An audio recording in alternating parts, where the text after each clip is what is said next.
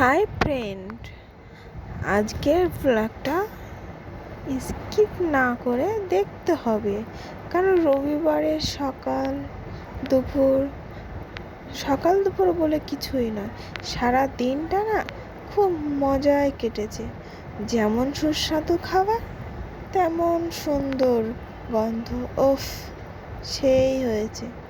পুরো ভিডিওটা দেখতে হলে স্কিপ করলে চলবে না, ঠিক আছে? তো আমাদের বাড়ি আজ মেনু আছে পুঁই শাক, কুমড়ো, আলু আর চিংড়ি মাছ দিয়ে চচ্চড়ি আর মাটন। তো আমার ভাত আর পুঁই শাক আলুর তরকারিটা হয়ে গেছে, আর এখানে আমি মাংসটা ম্যারিনেট করে রেখে দিয়েছিলাম, প্রায় 2 ঘন্টা হয়ে গেছে। আর মাংসতে আমি টক দই দিয়েছিলাম আর টমেটো দিয়েছিলাম। আর আজ সব বাটা মশলায় রান্না হচ্ছে। অনেক দিনই বাটা মশলা খাওয়া হয় না, গুঁড়ো মশলা খাওয়া হয়। তো আজ রবিবারে দিনটা না পুরো জমে ক্ষীর হয়ে গেছে। ওফ সেই হয়েছে মাংসটা।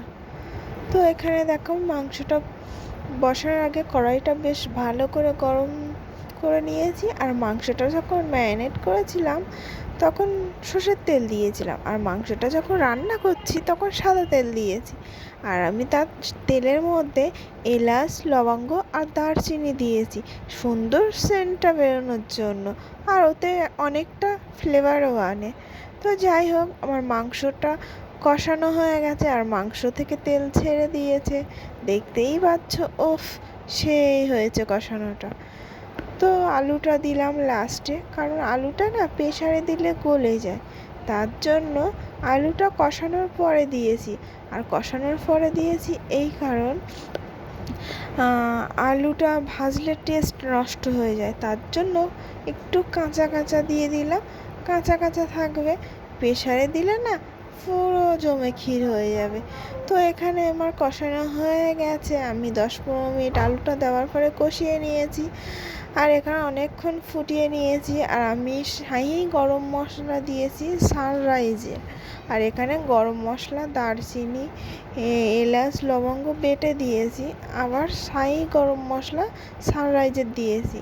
আর এখানে আমি প্রেসারে মাংসটা ঢেলে নিয়েছি, নেওয়ার পরে আমার ফুটে গেছে, আমি মাংসটাতে গরম জল দিয়েছি। আর মাংসটাতে প্রেসারে রেখে ফুটানোর পরে আমি দিয়ে দিলাম মিট মশলা, আর আমি সবসময় সানরাইজের মশলা ব্যবহার করি। আর এখানে একটু নেড়ে চেড়ে দিয়ে মাংসটা একটু হালকা ফুটে উঠেছে, প্রেসারে দিলাম ঢেকে, মেরে নিলাম 6টা সিটি। ওফ সেই হয়েছে।